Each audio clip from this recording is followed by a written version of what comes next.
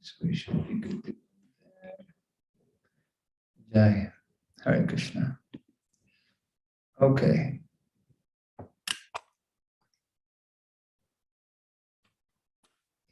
Jai Radha Madhava Kunja Vihari.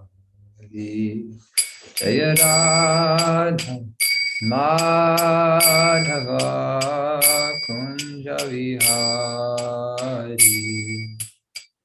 Gopi Janavallabha Girivardhari. Jaya Gopi Janavallabha Girivardhari.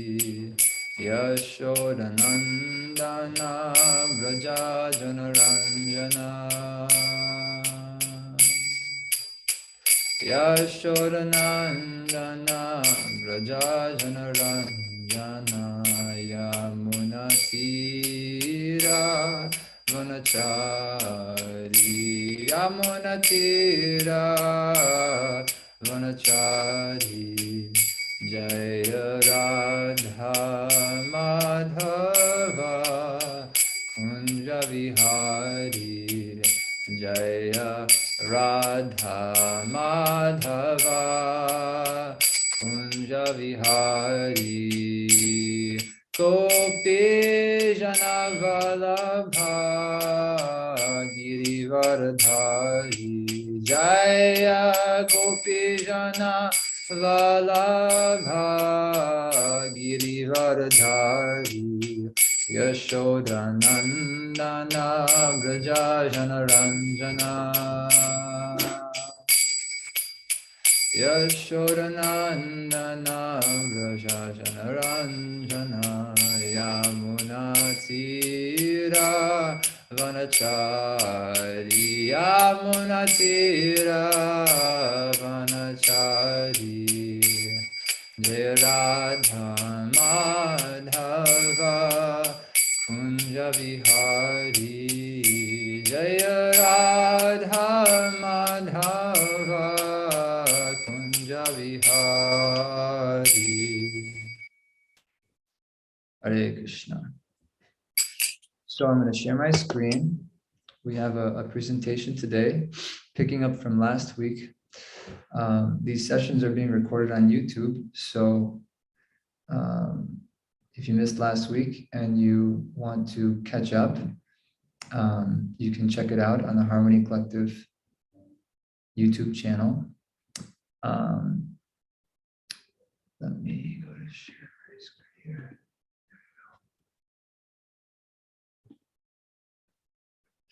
All right.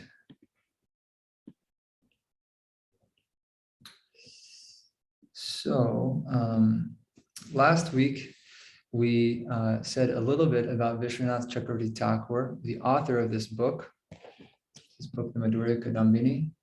I guess I'm sharing my screen here. Let me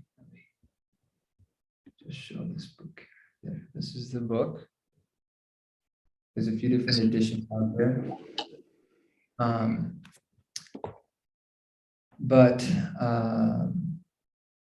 This is a translation from His Holiness Pāṇu Swami, a disciple of Śrīla Prabhupada. And the book's written by Viśvanātha Cakravartī Ṭhākura. He lived in the 17th century and the first part of the 18th century.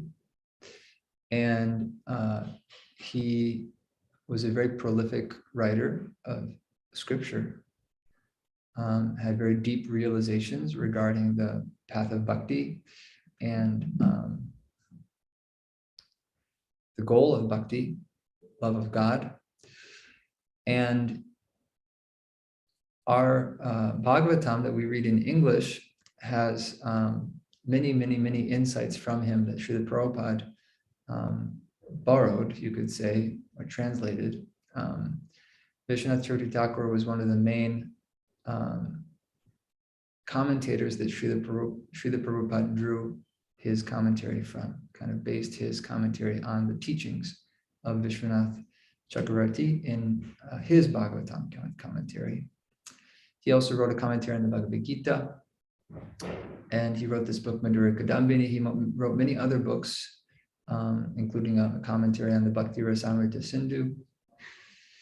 So he was very prolific and a very influential devotee. And he was in the fourth generation of disciples from Śrīla Narottam Das Ṭhākura, who lived shortly after the time of Chaitanya Mahaprabhu. It's a whole different discussion, but that was his particular spiritual lineage. And yeah, we'll just move on. If you want to hear a little bit more, you could see part 1, although we didn't go too in depth into his biography. Let's see if I can get this to work. So we're going to do a little bit of review from last week. This book, what is the book about? So this book is about Bhakti, the stages of Bhakti specifically. It gives more or less, each chapter is dedicated to one of the stages of Bhakti. And Viśvanātha Ṭhākura in the earlier stages discusses many of the obstacles that arise on the path of Bhakti that must be overcome. And in general, he just describes the symptoms or characteristics of the different stages. And one of the benefits is that we can gain some sense, some ability to assess where we are at in the process, and also get inspired to put in the effort to move ahead. When you know where you're going, you have a clear path in front of you, you know what the terrain will look like. It's a lot easier to be enthusiastic and confident versus if you're unsure how many miles it is to your destination, you don't know, maybe you're traveling on foot, you don't know if there'll be any, maybe even you're driving and you don't know if there's a gas station between, do I have even enough gas to make it to the next gas station? There's places that I've driven in, like Nevada, for instance, where I was kind of worried about that. We were driving past Vegas and I was like thinking, am I going to just like run out of gas in the middle of the desert? So I had to look it up. I had to look at my map to make sure that wasn't going to happen. Otherwise I was going to be kind of gripping the wheel and feeling anxiety, the whole trip. So knowing where we're going in Bhakti, what the trajectory is, what the destination is, and what the various milestones are is very helpful. And this book is all about that. So the stages of Bhakti, what are the stages of Bhakti? This is also something we covered last week. They are Shraddha, or faith, Sadhu Sangha, association with devotees, Bhajana Kriya, or taking up the practice of Bhakti, having some daily personal practice, in addition to the time we spend with other practitioners, our own personal spiritual life that we're moving forward with on a daily basis. And then Anartha Nivritti, or removal of unwanted things in the heart, bad habits, and just unhelpful tendencies, the tendency to criticize and judge others, maybe laziness, maybe anger. So many different things are like weeds that take root in the heart. And after Anartha Nivritti comes Nishtha, steadiness. And then Ruchi, taste, Asakti, attachment, Bhava, ecstatic love, which is called the dawn, or the first glimpse of the sunrise of prema, and then prema. So Bhava is like the preliminary stage of love of God, and prema is the fully mature stage. Those are the stages of Bhakti. And so this book is going to give more or less a chapter to each of those stages. Not quite exact, but pretty close. A chapter for each of those. How does the conditioned soul attain Bhakti? So this was from the first chapter, which was on faith, the topic of faith. How does faith even arise in the first place? Well, it's by the association of others who have faith. This is a general principle governing how desire enters into the heart at all. It's through our association. By hearing about something and by associating with others, we develop some attraction, some interest. And that when that gains a certain amount of momentum, it comes in the form of faith. But we're going to hear today that the faith that's being described by our acharyas like Rupa Goswami, who wrote the verse where we get these 9 stages of bhakti, Adau, Shraddha, Tata, Sadhu, Sangha, etc. He's talking about something very specific when he talks about faith. It's not just a general kind of attraction. There's something more to it. So we're going to talk about that a little bit today. But the appearance of faith in the heart is from the association of other practitioners, from their mercy, that when they come into our life and they engage us in bhakti by telling us about Krishna. After all, just hearing about Krishna is a type of bhakti, a type of devotional service. Just the fact that we sit and we listen with interest, maybe this Krishna, there's something to him. Wow, he sounds pretty cool. I like him. That in itself is like it's devotional service, hearing. So often when sadhus or great devotees engage us in bhakti, it's just by talking to us about Krishna. And that's the beginning of our spiritual life. Bhakti then enters our heart in the form of this shraddha or faith. And why is bhakti the best process of spiritual elevation? That was also the bulk of the presentation last week. And the reason is Viśvanātha Ṭhākura addresses this topic in this first chapter is because in order to actually have full faith in the process, we should understand a few things about it.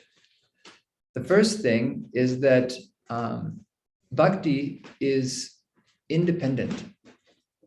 This means that it's not caused by anything else, nor is it a means to attain anything else. That means it's an eternally perfect process.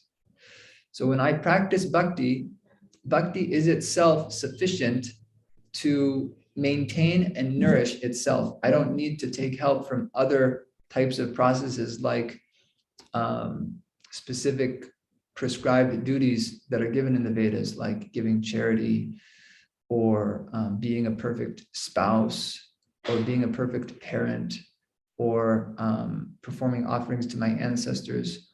All of these different religious duties are important. They shouldn't be whimsically given up. But they're also very, very difficult. And practically in the world, especially in today's world, you won't find anyone who's a perfect anything.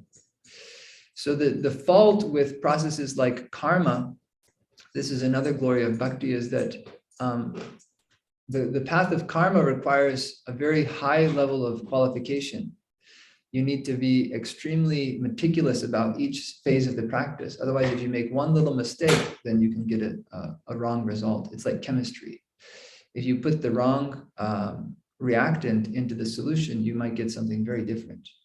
So you have to be very careful. Or cooking, when you cook, if you put salt instead of sugar, it seems like a small mistake, but it has a big impact, right? It seems like just one little mix-up. I shouldn't be, But bhakti is not like that.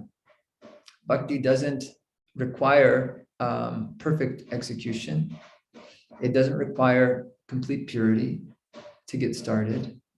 And it doesn't even require faith to get started. Actually, we perform bhakti in the very, very beginning without even knowing what the process is or having any faith or idea of what it means to be a devotee of Krishna, but we just get started. And bhakti is so pure and potent of a process that Bhakti Devi, the goddess of devotion, she accepts our offering, even performed in ignorance, even performed with so many faults. And she accepts us and she purifies us. So that is the glory of bhakti. It doesn't rely on anything else. So knowing all these glories of bhakti, we can confidently put our full heart, our full faith into the process and let go of the idea that we need to perform any other spiritual paths or processes in order to make perfect spiritual advancement. All right, so now we're going to start with a few invocation verses. I'll start with a prayer just to my own spiritual master. Om Jnanatamandhasya Yananjana Shalakaya Chaksudu Militam Yena Tasmai Shri Gurave Namaha. I was born in the darkness of ignorance, and my spiritual master has opened my eyes with the torchlight of knowledge. I offer my respectful obeisances unto him. This is an invocation verse here on the screen from Viśvanātha Ṭhākura in the beginning of Madhurya Kadambini, so I'll recite that.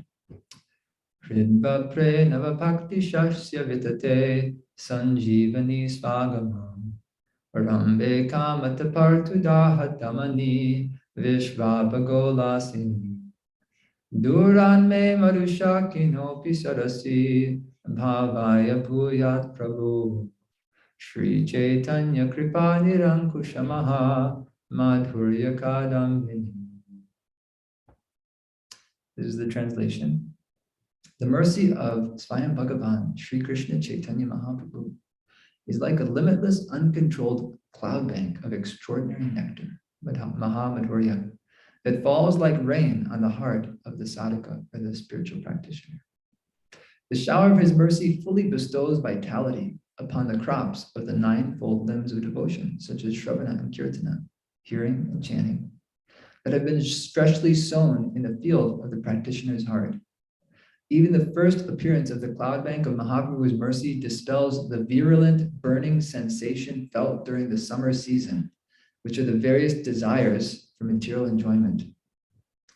And it makes jubilation swell within the heart of all devotees throughout the universe, like rivers swelling from rainfall.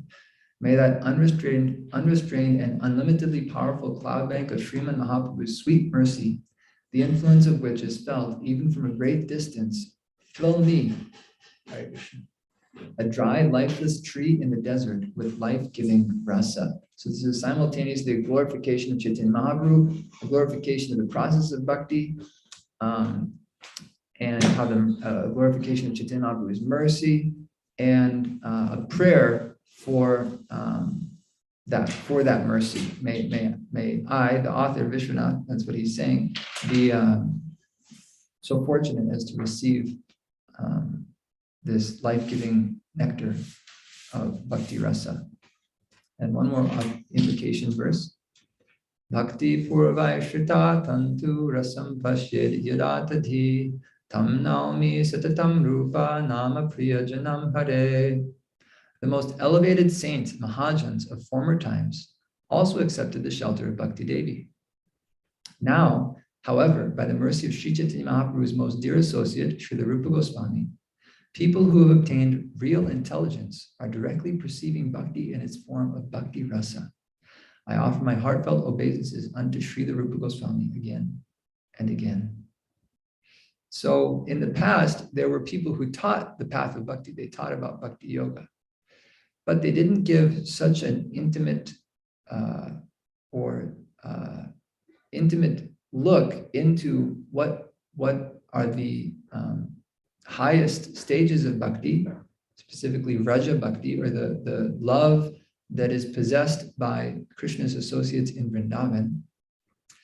Nor did they break down the science of bhakti into divisions of rasa and the various components of rasa, rasa being the mellow or the specific aesthetic experiences that accompany divine love.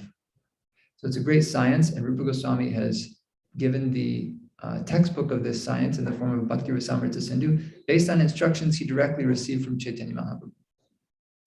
So therefore, Rupa Goswami is being glorified here as he's the acharya of our sampradaya.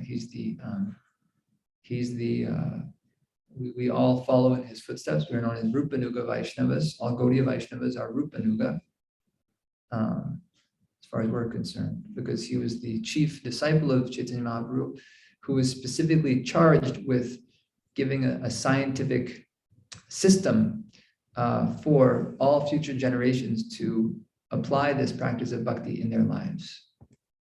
All right, so this is part 2, which is based on the second chapter of Madhurya Kadambini, which covers faith to unsteady practice. So this is the one chapter in the book that covers a few different stages of bhakti. It goes kind of the area between faith all the way up to bhajana kriya. And this bhajana kriya, which appears in the steps of bhakti that Rupa Goswami gives, is implicitly unsteady bhajana kriya, because 2 stages later, after Anartana Vritti comes Nishta, or steady practice. So therefore, the Bhajana Kriya that's given as the third step is unsteady practice, anishtata. So what is faith? When we talk about faith, when we talk about Shraddha, what is it that we're referring to? Well, Jiva Goswami gives this definition in his commentary on Bhakti Rasamrita Sindhu on this verse that Rupa Goswami gives, Adau Shraddha Tata Sadhu Sangha, etc. Jiva Goswami writes, Adau Pratame Sadhu Sangha Shastra Shravana Dvara Shraddha Tad Artha Vishvasaha. In the beginning, Adau, by hearing the scriptures in association with the devotees, one gains faith, Shraddha. Shraddha means to have trust or confidence in the purport of the scriptures. So this is a very significant statement because lots of people say they believe in God, they have faith in God, but it's just a loose kind of medley. Their faith is just kind of a loose medley of the various things that they've heard. So this is good. It's a good start, but the faith that's being described by our acharyas is specifically faith connected to the Vedic scriptures, because it's only by the Vedas that we can actually know who Krishna is. It all comes through this divine revelation, this tradition of scriptural tradition, which has been preserved by the disciplic succession. So another phrase that's used is Shastriya Shraddha, or Shraddha, faith that is grounded or rooted in the Shastra, the scripture. And Viśvanātha Ṭhākura expands on this. I'll also say just briefly for some more discussion on Vaishnava epistemology, or the process of knowing. How can we really put our faith in scripture? Prabhupada gives a nice discussion in the intro to his Ishopanishad. And also there's discussion in the Tattva Sandarbha, but the best place to begin is in the Ishopanishad.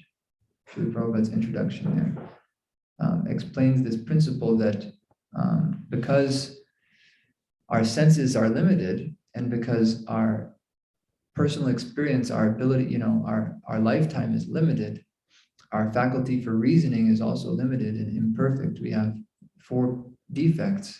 Ultimately, if we want perfect knowledge, we have to find it from a perfect source, and that's the Vedic scriptures. All right. One other component of faith is given by Viśvanātha Ṭhākura, to not just accept the teachings of the scripture or the purport of the scripture, but also to have a genuine desire to undertake the activities described in those scriptures, and a strong desire to attain the goal. So this is what is impelling us forward in our practice of sadhu sangha and our practice of bhajana kriya, propelling us forward towards nishta, into ruchi, getting attached, asakti, all of these different stages, from associating with devotees to devotional practice, to becoming steady, to gaining taste, etc. In one sense, can be understood as a maturation of faith. It's just the development of faith. In that sense, faith and prema are non-different. It's just faith is like the first manifestation, and prema is like the ripened fruit of that faith. So those are some points about faith. When we talk about Shraddha, what is kind of impelling us forward in our bhakti, these are the main things we're talking about. That we accept the scriptures as our guide in life. We take shelter of a teacher who can walk us through those scriptures, navigate those scriptures, answer questions about those scriptures, teach us those scriptures, and ultimately by their living example, show us what it means to make those scriptures one's guide in life. And we desire to follow them and attain the goal that they describe, which is Krishna. Krishna says,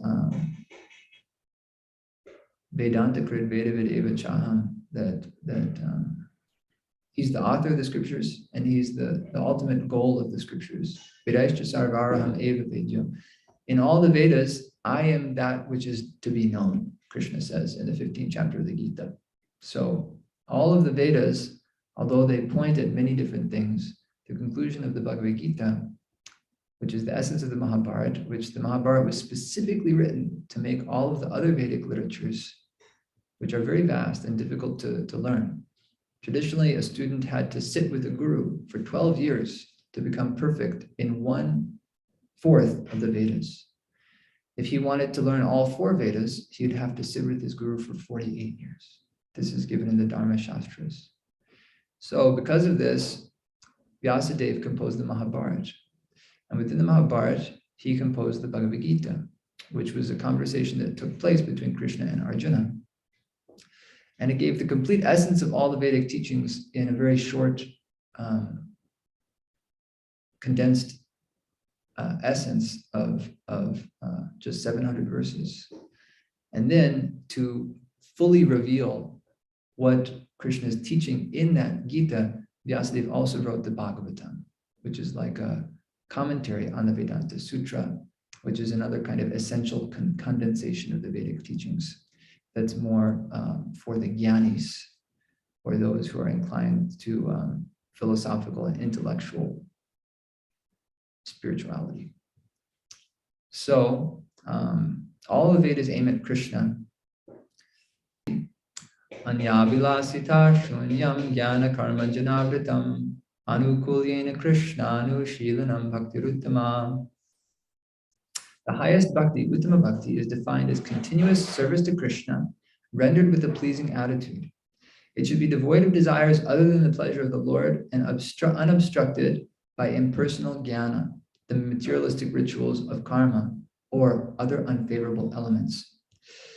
So there's a few components. One is we shouldn't desire other things than devotional life and advancement in bhakti, that we want to, basically, we should make it our goal in life to achieve prema bhakti, which is the goal of bhakti, the goal of the practice of bhakti.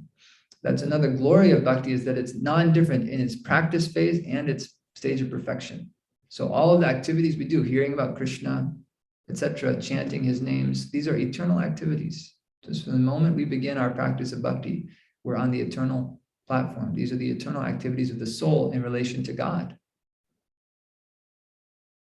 Even in the spiritual world, devotees are loving and serving Krishna. So we shouldn't have any other desire. And then jnana karma janavritam, it means that even if we perform other activities, our duties in this world, they cannot cover over or take precedence over our practice of bhakti. For a significant amount of time, as practitioners, we inevitably have to support our bhakti with other different activities. But we shouldn't allow those activities to distract us or take precedence over our practice of bhakti. Anukulyena Krishna anushilanam bhaktiruttama. The second part is the primary characteristic of bhakti, which is it's performed for the pleasure of Krishna. So we do it in a way that pleases Krishna. We give Krishna what he wants. We don't think, I'm going to serve Krishna how I want to serve him. That's not really service. That's not really love. You don't give somebody a gift that you want to use later. You know, some people do that, but it's not very nice. You know, it's not very pleasing. So we should be careful that when we offer things to Krishna and when we perform devotional service, we're doing so in a way that's following the methods that the acharyas have given. That's pure bhakti, uttama bhakti. Viśvanātha Ṭhākura writes, the wish-yielding creeper of pure bhakti, unmixed with karma or jnana, which grows in the field of the heart, is the refuge of the devotees who firmly vow never to seek any fruits except bhakti, and who, like bees, are obsessed with the desire to taste nectar. So there's a strong desire. We want to cultivate a strong desire to derive our pleasure in life from our relationship with God.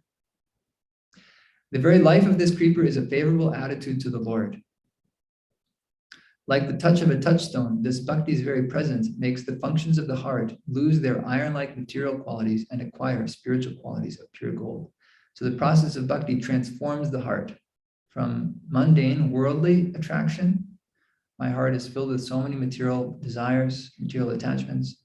But just by performing bhakti, gradually, all of those desires are becoming Krishna-ized. My attachment is becoming Krishna-ized. So I'm losing interest in all other things except Krishna and the process of Krishna bhakti. There are two types of bhakti described: Vaidhi bhakti and raga bhakti. Vaidhi is just inspired by scripture, and raga is inspired by spontaneous attraction. Spontaneous attraction to what? Specifically, spontaneous attraction to the way Krishna's devotees serve him in Vrindavan.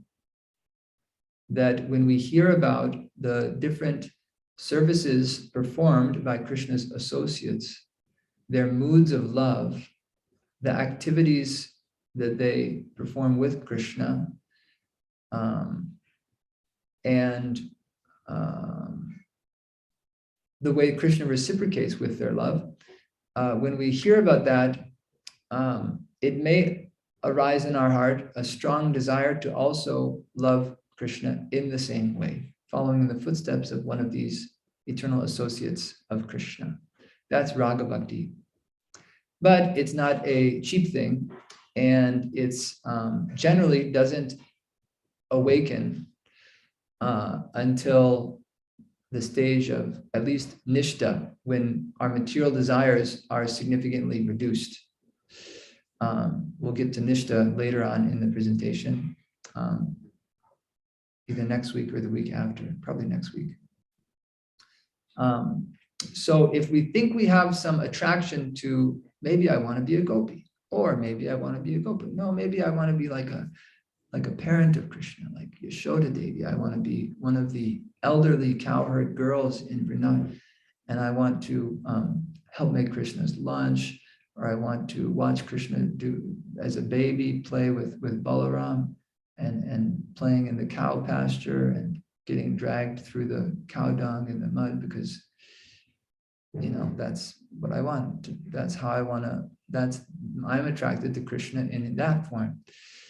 If we're thinking like that, but we also still have very strong material desires, we should be very careful not to give too much credence to those various attractions, because the fact that our mind is still infected with strong material desires, it could very well be that we've just imposed a certain material conception or material desire onto our spiritual life. So we should just keep following the basic process of Vaidhi Bhakti, which is, following the rules and regulations, still cultivating a desire to attain Krishna in Vrindavan, but not giving too much credence to a specific spiritual attraction until we can see that our material desires are diminishing considerably, that we've passed over these 6 symptoms of unsteady bhakti, which I'm going to describe today. And we it's a strong desire that persists over time and increases over time. It's not like one day I want to be a gopi, no, maybe I want to be this. This kind of thing is not it's not a transcendental attraction. It's just a mental attraction. So those are just a few points on the difference between Vaidhi and Raga Bhakti, but this book isn't really about that. It just is mentioning that. But for the purposes of the book, both of these types of bhakti, we go through the same stages. So whether one is on this path or that path, or somewhere in between, these stages are the same. So that's the idea. So this is the splendor of devotional practice, sadhana bhakti. These are 2 qualities that arise while a person is in the stage of practice or sadhana. I mentioned this, but I'll say it again. Sadhana, the purpose of sadhana, the goal of sadhana is to awaken love of Krishna, prema, ultimately. Although the preliminary stage of prema is bhava, or ecstasy. It's bhava is compared to the dawn of prema. Just as before the sun breaks the horizon, just when the sun is right under the horizon, during dawn, you can see everything outside. The whole world becomes filled with light, although it's a dim light.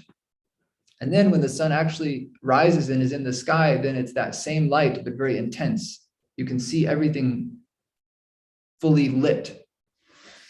So that's the difference between bhava and prema. In the stage of bhava, one has actually contacted the spiritual, Krishna's internal spiritual energy has descended onto the practitioner, but it's not nearly as strong as when that love or bhava matures into prema. These two qualities, kleshagni and shubhada, or the destruction of suffering and the attainment of auspiciousness, these two qualities are the qualities of sadhana. They manifest during our stage of practice. So we can be encouraged in our practice, knowing that these two qualities will manifest in our life to the degree that we advance in bhakti. That's kind of like a perk. It's like a secondary benefit, but it's an attractive one. So that can help us, get some more impetus to increase our practice. And we're going to describe these two qualities more. And another thing about them is that they manifest gradually. So the one happens as the other increases. So as our suffering, our kleshas decrease, we get more shubha or auspiciousness. As the bad qualities go away, the good qualities manifest. And it also happens in proportion to our advancement. Not all at once. So first, a little bit about klesha. Suffering is fivefold. This is a verse from the Yoga Sutras, which Viśvanātha Ṭhākura mentions indirectly, he mentions this verse in the Madhurya Kadambini. This is a sutra. Advidyasmita raga dvesha bhinivesha kleshaha. The afflictions are nescience, false ego, desire, aversion, and clinging to life. So suffering, when we talk about suffering, these are the 5 ways suffering manifests, or you could say the 5 symptoms of suffering. Avidya is false identification of the gross and subtle bodies as the self. So when Prabhupada says, you're not this body, this is what he's talking about. He's trying to give us knowledge. Right now we're in avidya, or ignorance, or nescience, where I have this very strong certainty that this body and mind is who and what I am. But it's false, because when this body dies, I'll be given a new body, and then my mind will morph to accommodate the new physical body, and I'll identify with that, and I'll think this is what I am. So it's always changing, lifetime after lifetime, and even within one's life, one's mind and body can change significantly. And this is the breeding ground for the other 4. So it's the basis for the other 4 types of klesha, or suffering. So the context is that bhakti will destroy all of this suffering, even in the stage of practice. We don't even have to become perfect in our bhakti in order to experience our suffering diminish significantly. False ego is the conflation of the seer and the power of seeing. That means that because I identify with this body, instead of understanding that this body is like a vehicle and I'm the driver, I start to think I'm seeing, I'm feeling. My mind manifests anger, and I think I'm angry instead of I'm feeling angry, And so we become overcome by our experiences, which relate only to the body and mind. The soul is always aloof, just like an observer. But because of asmita, false ego, which is based on avidya, we fully absorb and immerse ourselves in the bodily and mental experiences and think this is me, this is happening to me. Attachment raga results from the experience of happiness. When we feel happy physically or mentally, we become attached to feeling that again. Aversion, dvesha, results from the experience of pain. When we feel pain, physical or mental pain, we become averse. We don't want to feel that again. And abhinivesh, clinging to life. It's a tendency that is intrinsic or inherent, that even an infant who has no experience in this lifetime will still demonstrate fear of death. So clinging to life, it's you could say fear, or just the clinging to this life. And all of these things, basically clinging to life, abhinivesha means fear of death. It's the fear of death, of the death of the body, but even though the body has nothing to do with us ultimately.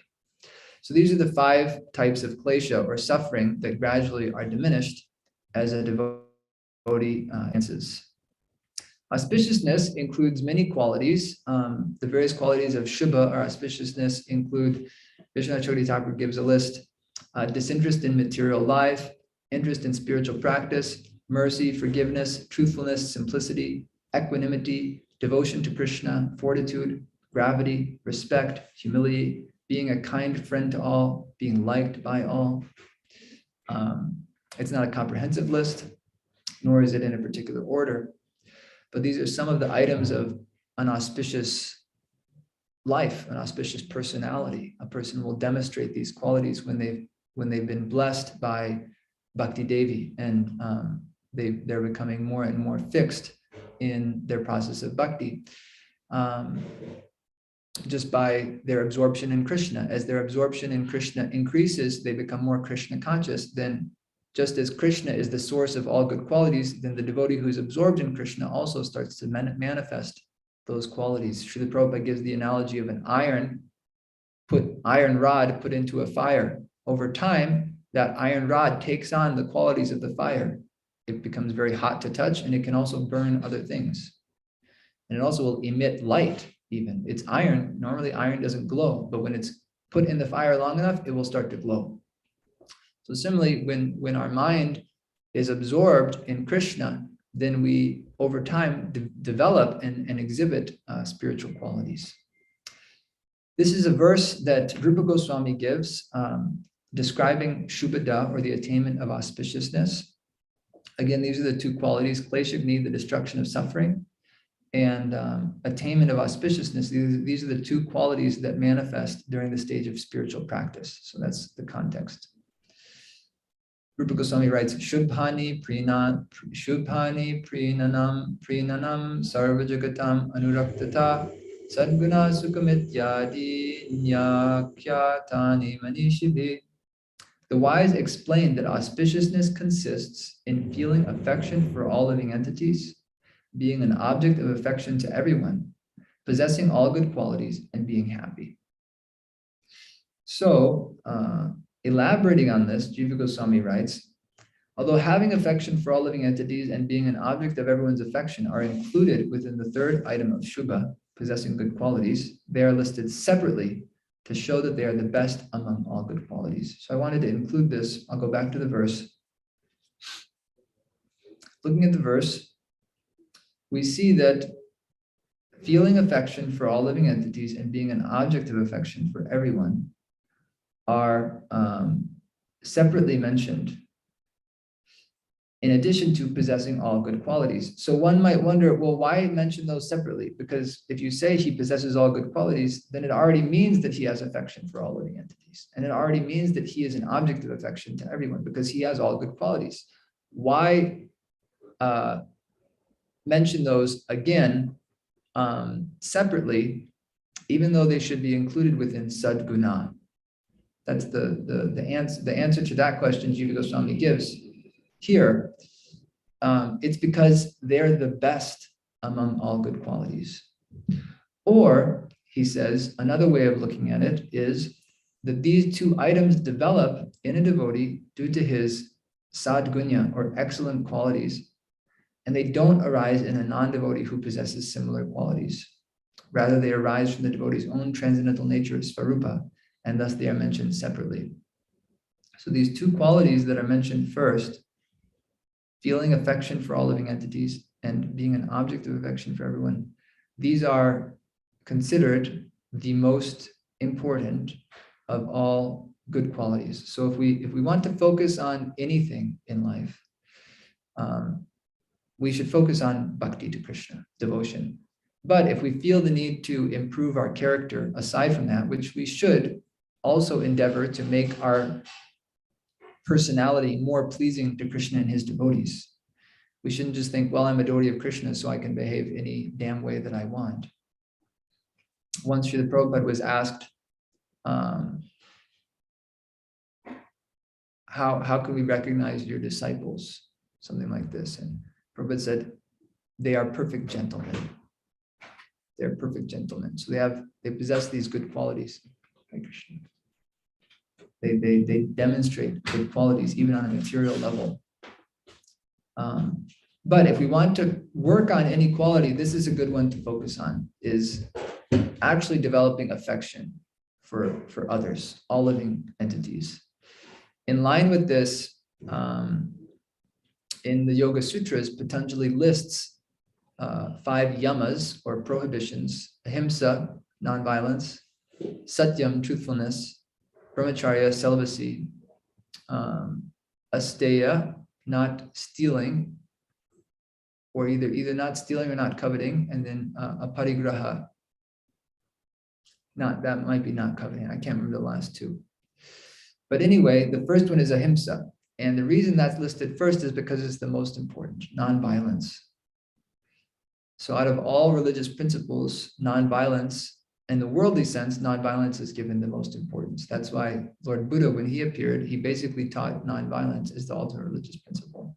He didn't even talk about God. Similarly, there's the golden rule that appears in so many world philosophies, world traditions, which is to do unto others as you would have them do unto you. So this principle of genuinely feeling affection for others is very important. But as Jiva Goswami points out, it doesn't really manifest in anyone who's not a devotee of Krishna. The reason is because only devotees of the Lord recognize who is the other person that they're interacting with. They know that this is a soul. And so you can't really have affection for someone if you don't really know who they are, or if you don't know who you are. You know, it's not enough to just have affection for the body. We have to actually know who each other are in order to have loving relationships. So I just wanted to point that out a little bit. This is a verse from the Bhagavatam that just supports this whole principle of that just by practicing devotional service, a devotee will develop also all good qualities. As their devotion advances, then that bhakti will include all of these other symptoms of an auspicious life. Yes, yasti bhakti ara bhagavati kinchana sarvara gunais tatra samasate sura harava bhaktasya kuto mahadguna manoratena sati dhavato lahi. All the demigods and their exalted qualities, such as religion, knowledge, and renunciation, become manifest in the body of one who has developed unalloyed devotion for the Supreme Personality of Godhead, Vasudeva. On the other hand, a person devoid of devotional service and engaged in material activities has no good qualities. Even if he is adept at the practice of mystic yoga or the honest endeavor of maintaining his family and relatives, he must be driven by his own mental speculations and must engage in the service of the Lord's external energy. How can there be any good qualities in such a man? So this verse requires a little bit of explanation. The idea is that although these qualities may temporarily be manifest in a person who's not a devotee of the Lord, when put into the right circumstances, these qualities will vanish and a person's selfish nature will manifest. Only devotees of Krishna or devotees of the Lord who understand that the Lord is the ultimate controller of everything. Therefore, this whole universe is ultimately benevolent. There's nothing that can happen that will that is like not for my benefit. Everything that ultimately happens is for my benefit. Knowing that, having faith in that, they're able to maintain all of their good qualities at all times in all circumstances, like tolerance, compassion, patience, etc. Others who don't have that conviction, when pushed to a limit, they'll no longer demonstrate very good qualities. And you see this time and time again, especially in Kali Yuga. It's not that difficult to get the concept. We see so many famous intellectuals, politicians, even influential religious leaders who have manifested this point that although they have some good qualities, eventually they manifest, that these qualities are quite temporary and they reveal their hypocrisy. This also is seen in the Hare Krishna movement. We've seen many religious leaders in our movement who have also revealed that there was still latent the hypocrisy within the heart that had not been uprooted. So this verse is specifically talking about a very, very advanced devotee. Otherwise, we won't see all good qualities. If you just look at the average Hare Krishna practitioner, you won't necessarily see all of the good qualities. That's why it's mentioned that these good qualities develop in proportion to one's advancement in bhakti. Okay, so we're gonna pause there. Yes. Yeah, if that's okay. Let's do questions at the end. I'll check the chat. Also, we have some devotees online. I'll just get through. So these are the two things that are the symptoms of sadhana bhakti, the practice of bhakti, the destruction of all bad qualities and the manifestation of all good qualities. Now, the next part, which we're going to go over a little bit quickly, but so I encourage everyone to, I can send out actually this chapter also for anyone who's interested. Just contact me. I can share a soft copy with you, so you can read the descriptions that Viśvanātha Ṭhākura gives for each of these characteristics of unsteady bhakti, because they're very relevant. These are 6 things that all of us have or will struggle with, have struggled with, or will struggle with at some point in time, or perhaps are struggling with now. Definitely I'm struggling with some of them now. So these 6 things are very relevant, very helpful to know, because these are obstacles. These are the things that characterize unsteady devotional service. So that helps us kind of pinpoint where we're at. If we're struggling with any one of these things, then that's a good indication that this is the part of the path that I'm on, is this phase of unsteady bhakti, working on anartha nivritti. As anartha nivritti progresses, one moves further towards steady devotional practice. So these are the 6 characteristics. The first is utsaha mai. So Viśvanātha Ṭhākura gives the example of a student. When a student first starts learning, then they quickly start to feel that I'm an expert, I'm a master. We learn a few verses and we think, look how scholarly I am. Or we learn how to, if we're learning an instrument, maybe we learn 1 or 2 mridanga beats, we start to think, yeah, I'm getting pretty good, So utsamai is sometimes we see new practitioners who are so enthusiastic. It's like an over enthusiasm. And that's, it's not a mature, so that the quality of gravity is lacking in them.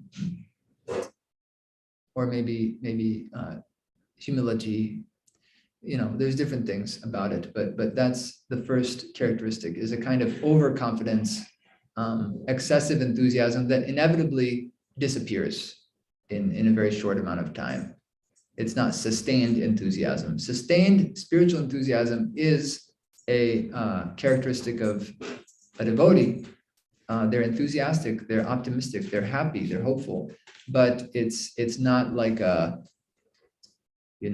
it's not so like excessive. The second is ghanatarala, thick, thin. This is sporadic endeavor. Sometimes I'm really into Krishna consciousness, sometimes not so much. These terms are always, these are all given by Viśvanātha Ṭhākura in the 2nd chapter of the Madhurya Kadambini. So even 400 years ago, it was like this for people. So we can take comfort in the fact that the same problems are still there today. That's the nice thing about the Vedic system, is it doesn't change. The human nature is always the way it is. The soul's nature is always the way it is. Krishna is always Krishna. And the process of bhakti is always the way it is. So these are eternal obstacles, eternal characteristics of unsteady practice.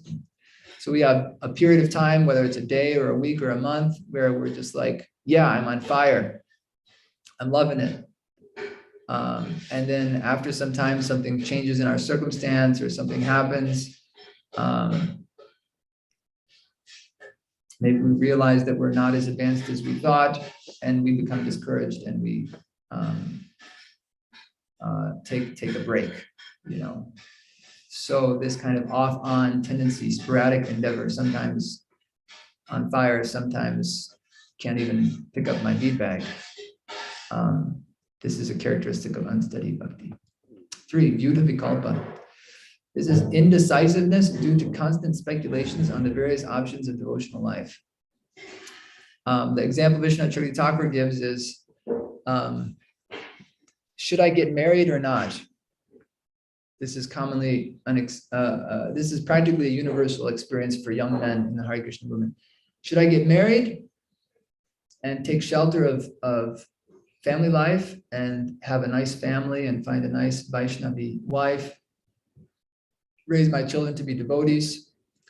After all, the Shastras say that devout wife is like a fortress. She protects us and she strengthens our practice of devotional service. Or should I stay renounced? Should I avoid marriage? Because in other places, the scriptures say that materialistic householder life is like a deep, dark well that a person falls into and they can never get out. because material life can be so entangling. You know, first, there's a story about a brahmachari who his guru told him to study Bhagavad-Gita.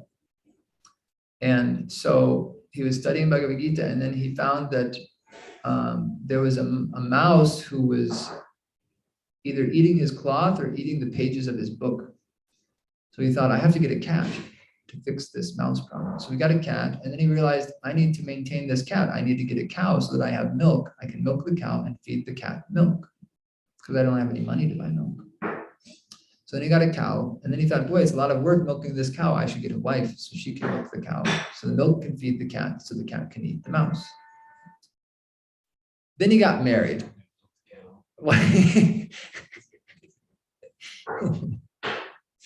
So it's like entangling, you know, one material desire leads to the next. Growing up, there was a book called If You Give a Mouse a Cookie. So this is like the modern version of this ancient tale, which is a very wise tale. The point is, material desires inevitably spawn more material desires. It's like a fruit.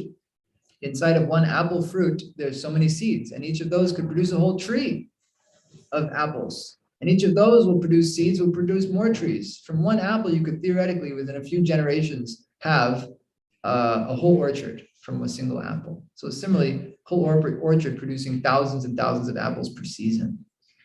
So similarly, one material desire can spawn a whole series of lifetimes of activity just from one desire. So we have to be very careful. But the point is that in the stage of unsteady bhakti, our intelligence is very like we have so many different material desires that even our desire to renounce is born of materialistic motives, practically. It's remember we talked about the kleshas, right? One of the kleshas was raga, the other one was dvesha, aversion. They're both materialistic. They're both causes of suffering. Attachment and aversion. They're like two sides of the same coin. So as we mature in our bhakti, we gain more and more realization that our material circumstances are not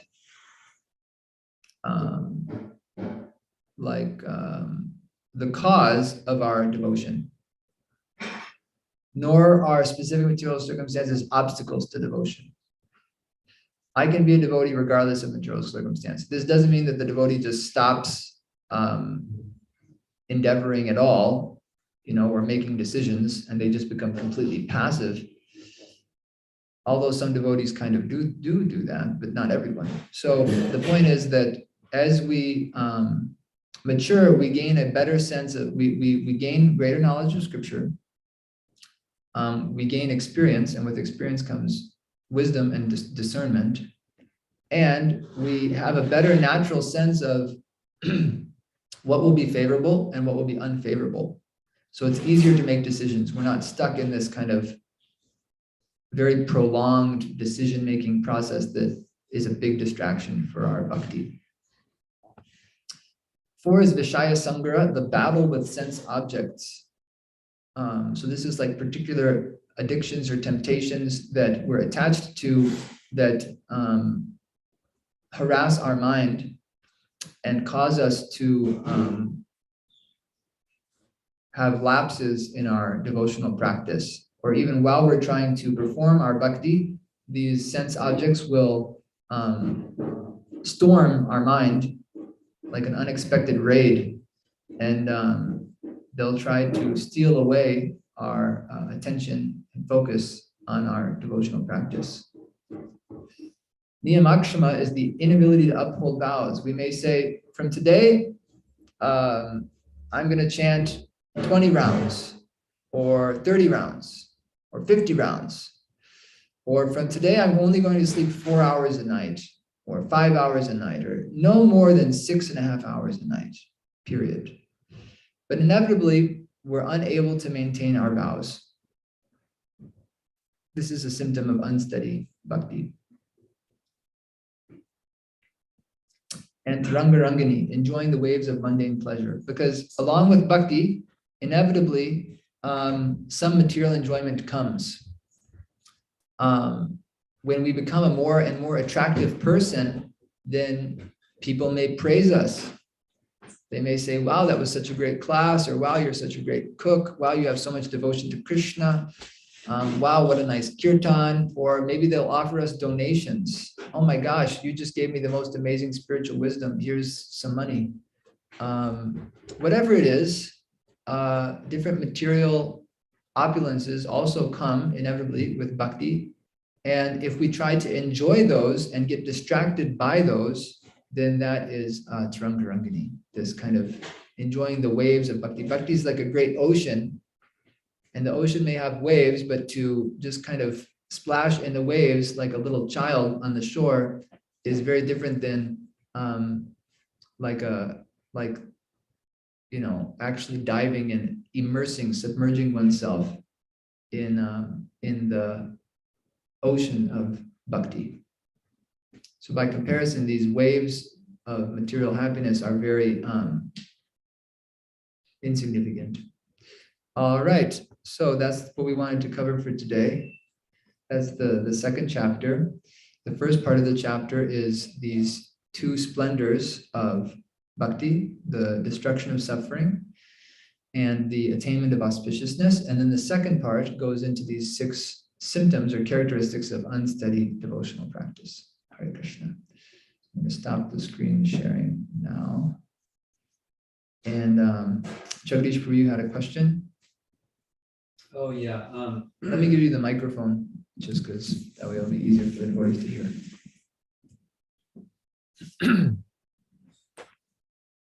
We're talking. Forgot exactly how it was worded, but basically, the devotee is liked by all. Yes. So I was just wondering about. There may be a devotee that. I mean, I think it would usually be like someone in a Kshatriya role where their service seemingly people don't like that Sure. person, or is there some, it seems like a quandary. Yeah. So how to understand this point that Shubhada includes that we become liked by all. In the Sad Goswami Ashtakam, there's a praise of the 6 Goswamis, this line, Dhira Dhira Jana Priyo. So that the 6 Goswamis were Priya, they were dear to, beloved by the Dhiras and the Adhiras. All classes of men found them attractive. Narada Muni is another good example. Narada Muni is apolitical. He doesn't take sides. And he he is given a grand reception by the likes of Vyasadeva and by the likes of Kamsa. Kamsa found out Narada Muni's here. Wow, bring him in. He's a great sage. I'll respect him. I'll hear from him. And Narada gives Kamsa good advice too. I mean, that was for his own purposes. Similarly, Srila Prabhupada, he would, I've heard, even when he kind of spoke very heavily with others, they liked him. They couldn't deny that they found him an attractive person. So there will always be people who don't like us. Even Krishna, there's people who don't like Krishna, and Krishna is the source of all of these qualities. So it's not in like the literal sense, but in the sense of, all groups of people find him attractive, find the devotee attractive, and appreciate his good qualities. One of the, it's related, it's very much related to the principle of nonviolence or ahimsa, not wanting to cause any harm to any living entity. And it's described in the Yoga Sutras that the benediction of a person attains when they perfect ahimsa is that in the presence of such a person, others abandon all animosity. That the influence of being in the presence of such a person is so strong that a person literally loses all animosity. They can't help but feel pacified. An example of this is when Mahaprabhu was traveling through the forest of Jharikanda, and even the deer and the tigers, who are natural enemies, embraced and danced in kirtan. And in other religious traditions, there is similar anecdotes of saints pacifying violent beasts just by their presence. So this is another kind of example of how, or explanation of how, this quality of having, if everyone else is very dear to me, the power of that feeling is pervasive. A person who's very, has a very powerful, if they're a very powerful person, they can influence others just by their presence. And so when they're very compassionate and loving towards all, then that feeling in their heart kind of permeates out and influences others, at least for a time. So that's another kind of explanation of how we can understand it, that when you're in the presence of such a person, you can't help but feel, wow, who is this? You feel something. Is that helpful? Okay. Any other comments or questions? I'd like to make one comment, Prabhuji, if it's okay. Yes. I remember the pastime when you were talking about the, when you're not able to unsteady bhakti, and I was remembering the pastime of Narad Muni, how he asked Krishna, I want to experience the potency of your Mahamaya, and then Krishna told him, are you sure? He's like, yes. Okay, bring me a glass of water. Yes. And then next thing Narad Muni knows, he's entangled in a family, and he has, taking care of his family and his wife, and then all of a sudden, yeah. So in that way, it's important. I think what you said, like, Krishna is always waiting for us to render service. So it's important we stick to the process given by our acharyas and by senior devotees, so that we can do, like, we don't know we don't know how to be a pure devotee like Narad Muni, at least not yet. So yeah, I just wanted to mention that. Yeah.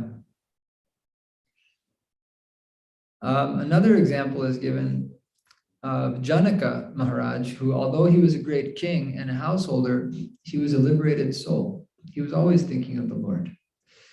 So again, the whole idea is not that one should give up one's worldly responsibilities, but we should perform them in a spirit of detachment, not wanting to enjoy the results, thinking this is not for me. I'm not doing this for me. I'm doing this for Krishna. That activity, Krishna says, is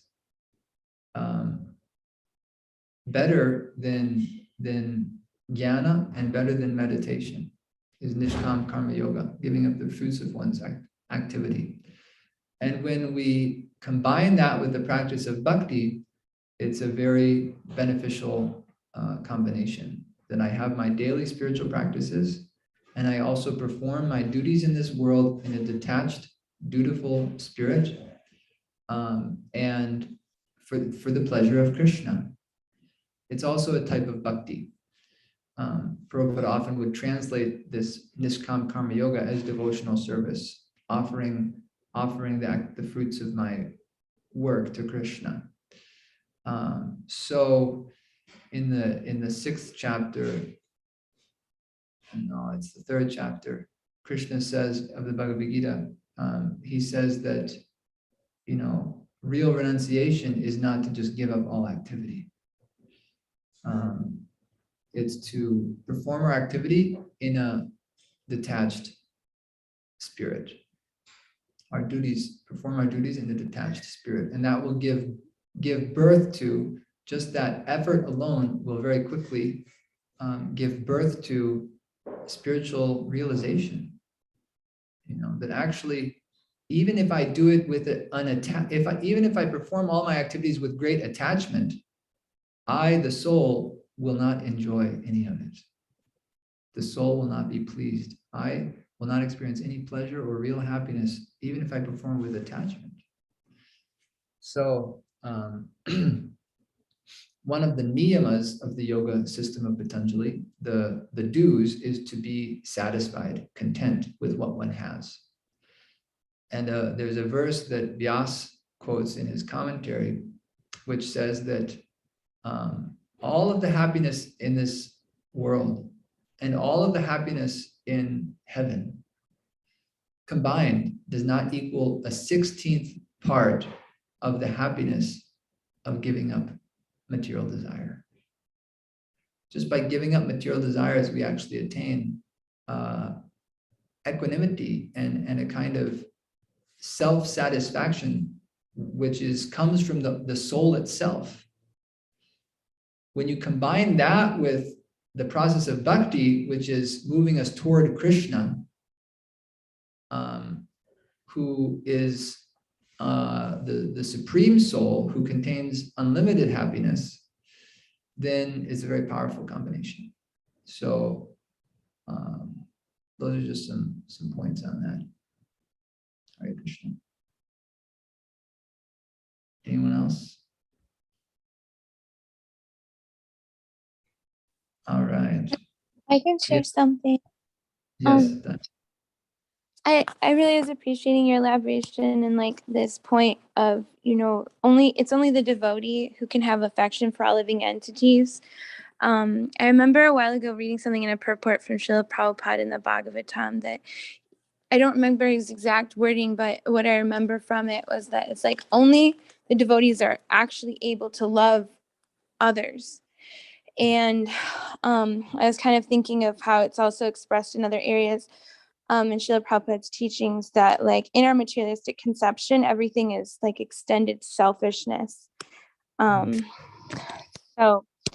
was thinking of kind of like love also in relation to like understanding it through the lens of like compassion and like, like how in the material world, like we might be thinking we're serving someone and caring for someone, like say we see someone who's starving, and if we feed him, a meal, we might feel like we're caring or loving for them. But if we don't actually help them reestablish their relationship with Krishna, like how many more lifetimes of suffering will that person have to undergo that's way worse than starving? So we can be spiritually compassionate, and we can also, within our means, try to help people who are suffering materially. Actually, it's one of the duties of a householder, of the household ashram, the Grihastha ashram, to give in charity and to receive guests and serve others. So we don't want to be callous, and at the same time, we don't want to be swept up in these social movements and different things that ultimately don't do any good for anybody. But still within our, that's why I like the local movement. There's like a push in America to kind of do things on a local level. I think that's very nice. We should have some interest in, to actually care about others, to have affection for them means you want them to be happy. And so we should try to help others spiritually and see them as Krishna's devotees. And by seeing them as Krishna's devotees, when we serve them, then it's service to Krishna. But we shouldn't be too absorbed in that. That shouldn't become our primary mode of giving. Our primary mode of giving should be trying to share transcendental knowledge. But the other thing is also good. We don't want to be callous. Jesus Christ in the Bible teaches his disciples that anytime we receive a guest or serve a stranger, clothe a stranger, he says, you did it to me, actually. It's like as good as clothing me.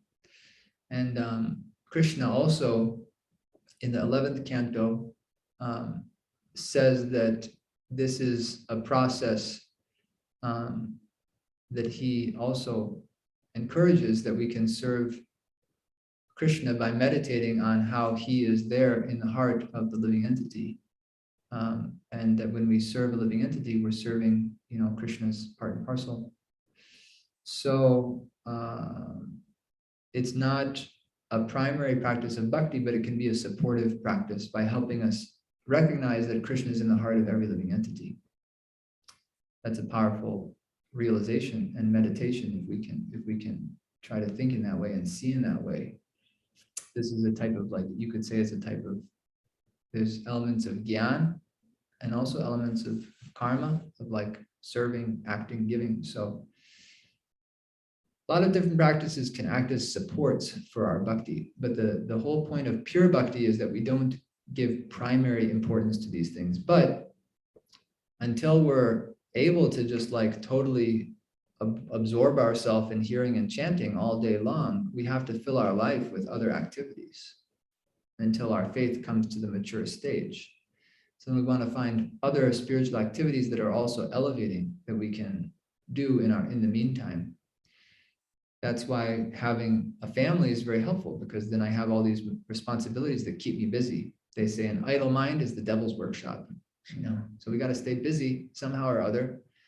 And we want to have our main busyness be our service to Krishna, our sadhana, our devotional activities, but then the balance of our time, at least we're doing something that's uplifting spiritually. That's kind of, at least mixed bhakti.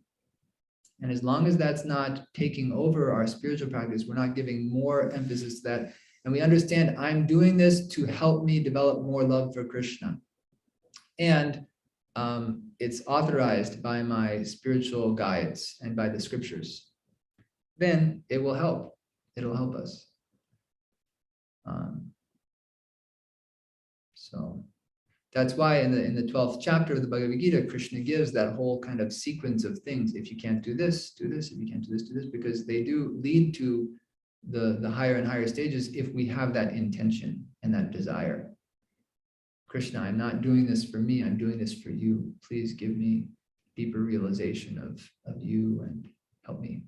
That's a very good prayer and meditation to have, and that will purify and uplift us. Hare Krishna. All right. Jai, Viśvanātha Ṭhākura ki jai, Śrīla Prabhupada ki jai. Oh, we've got something in the chat from Agape. Thank you, Prabhu. Thank you for attending. We're happy to see you today. It's good that you're steady. You have great taste for hearing. It's very encouraging. Hare Thank you Krishna. so much, Karama. Thank you, Brooke. Hare- Thank you. Hare Krishna. Have a great weekend, everybody.